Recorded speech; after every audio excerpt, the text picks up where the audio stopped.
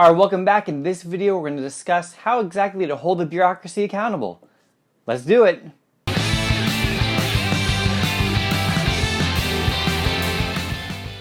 So Congress has two main tools at their disposal to keep the bureaucracy accountable.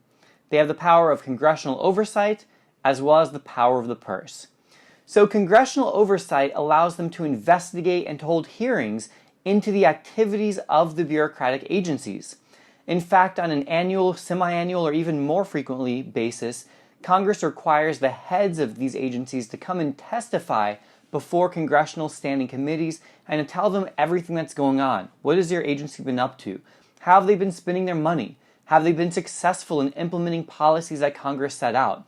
Essentially, Congress wants to know, are these agencies doing the job the way that Congress intended for them to do that job? If Congress isn't happy, well, that's where the power of the purse comes in. They can take away some of their funding, so they can cut their budget. Obviously, the agency doesn't want that, so they have a strong incentive to please Congress when they are using their discretionary and their rulemaking authority that we discussed in the previous video. Because they know if they step out of line, Congress can take their budget down, they can reduce it. In fact, Congress could even go so far as to eliminate that department or agency altogether. Now, that would be an extreme step, but it is something that Congress has the ability to do, and so that does keep the bureaucracy accountable to Congress. Presidents can issue executive orders to try to alter the goals of the agency. They can direct them about how exactly to interpret the congressional law and what they want them to do.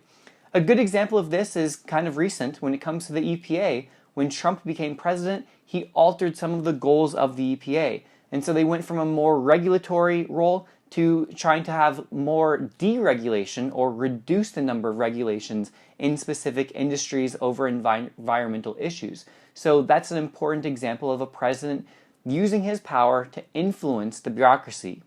Well, why can the president do this? Because he is the head of the bureaucracy. Remember, the bureaucracy is part of the executive branch. The president is the head of the executive branch, so he can tell the bureaucrats what to do. So these are a few of the very important ways that Congress and the president can hold the bureaucracy accountable. So even though there is that criticism that they're unelected and that they have all this power of discretionary authority and rulemaking authority, there are limits to that power, and we've just considered a few of them. Hope this helps. Till next time, this has been a Money production. Alright, thanks again guys. There's one more video in the Unit 2 series, so stick with me. Hit that like button if this helped. Subscribe if you haven't already. See you guys next time.